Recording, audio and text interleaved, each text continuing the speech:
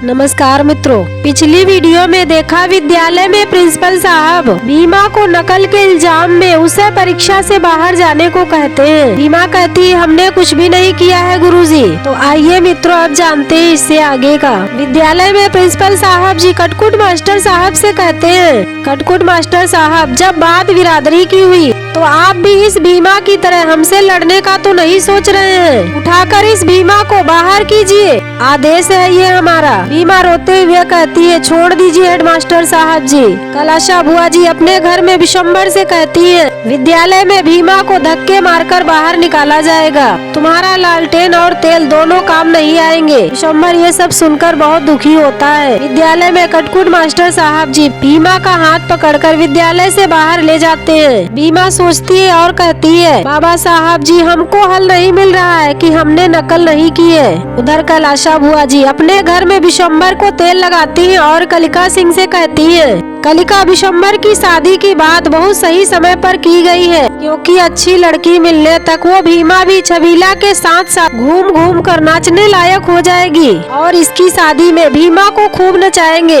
विशंबर कहता है अम्मा भीमा नहीं नाचेगी, क्योंकि भीमा इसीलिए पढ़ना शुरू किया है ताकि उसे आपके सामने ऊंची बिरादरी के सामने नाचना ना पड़े, छबीला ना बनना पड़े। विद्यालय में भीमा गुरुजी से कहती है गुरुजी हमने चोरी नहीं की है और ये हम साबित करके रहेंगे। कटकुट मास्टर साहब जी कहते हैं कैसे साबित करोगी भीमा, क्योंकि तुम्हारे पास नकल की पर्ची मिली है, कोई सबूत भी नहीं है, अब तो मानना ही पड़ेगा। भीमा कहती है सबूत है हमारे पास गुरुजी। गुरुजी पूछते हैं, भीमा कहती है हमारा हाथ छोड़िए फिर बताते हैं हम, और भीमा विद्यालय के अंदर आ जाती है। प्रिंसिपल साहब पूछते हैं क्या हुआ, क्यों आ गई वापस। भीमा कहती है बताते हैं गुरुजी। भीमा रजिस्टर उठाती है और कहती है गुरुजी इस कॉपी का पन्ना नंबर 7 फटा है और ये पन्ना जिसमें वो नंबर लिखा है वो भी 7 है, मतलब ये पन्ना इसी कॉपी का है जो हमारे पास नकल वाली पर्ची मिली थी, और ये कॉपी ये मास्टर साहब की है। हेडमास्टर साहब जी ये जो नकल की पर्ची है इसमें जिस रंग की स्याही से लिखा गया है उसका रंग काला है और काला रंग का कलम हमारे पास नहीं है, और हेडमास्टर साहब हम दावे के साथ कह सकते हैं इस मास्टर साहब की कलम काली ही होगी, चाहे तो आप एक बार मांग कर देख लीजिए।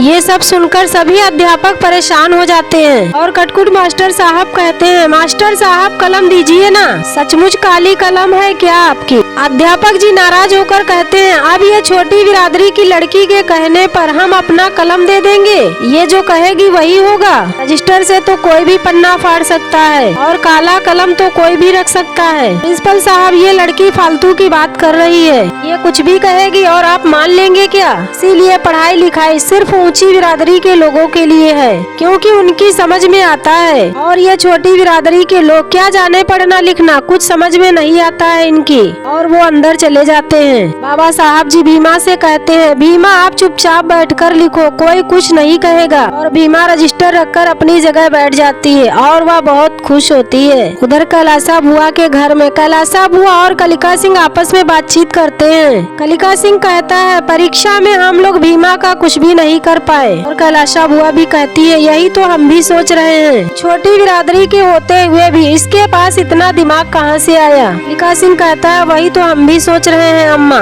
वो मेवा और धनिया दोनों मंदबुद्धि जैसे लगते हैं, फिर ये भीमा में इतनी बुद्धि कहाँ से आ गई। तभी विशंबर आ जाता है और पूछता है कुछ परेशानी है भैया, और कैलाशा बुआ जी से कहता है अम्मा थोड़ा सा तेल लेकर भैया की अच्छे से मालिश कर दीजिए, क्योंकि मालिश करने से दिमाग ठंडा हो जाता है। इस तरह से आपस में बातचीत करते हैं। विशंबर कहता है भीमा का दिमाग और धनिया का दिमाग बिल्कुल एक जैसा है, लेकिन फर्क ये है कि धनिया के दिमाग में छोटी बिरादरी होने का भाव भर दिया गया है और वो भाव भीमा के दिमाग में नहीं भर पाया है, और अब होगा भी नहीं, क्योंकि भीमा स्कूल जाने लगी है, पढ़ने लगी है, और अम्मा हम सब कुछ भूल जाते हैं और भीमा का साथ देते हैं, और आप दोनों भी भीमा का साथ दीजिए पढ़ने में। पढ़ लिख कर बड़ी अफसर बन जाएगी, डीएम कलेक्टर कुछ भी बन सकती है, तब आपका ही नाम लेगी, आपका नाम अमर हो जाएगा, क्योंकि जीवन जीना व्यक्ति के हाथ में होता है, लेकिन उसे अमर बनाना दूसरों के हाथ में होता है। और दूसरे अमर कब बनाएंगे?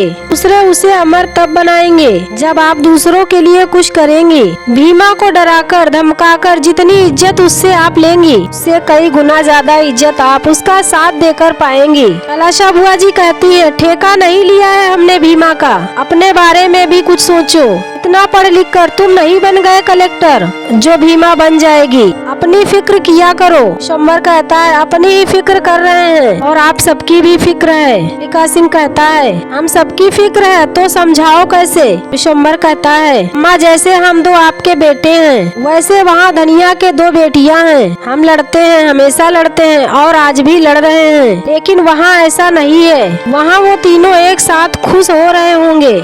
जैसे उन तीनों का संबंध है, वैसा ही संबंध चाहते हैं कि हमारा भी हो। कलाशा बुआ जी कहती है, तो बेटा जी कभी ठंडे दिमाग से हमारे बीच आकर बैठो। बहस के अलावा कुछ किया है आज तक हमारे साथ?